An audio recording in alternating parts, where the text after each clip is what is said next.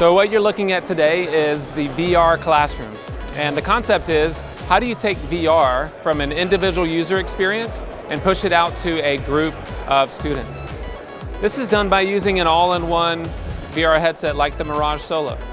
Lenovo developed this in partnership with Google, and this is an all-in-one VR device that you can use to deliver this full classroom experience. The teacher would drive the experience from the teacher tablet, and you can see the students kind of looking around the experience. The teacher can push content out to the students, and they could all experience the same thing together. You have a cart that's a charging cart from Bradford that would contain all of the devices and the headsets, and they're fully charged.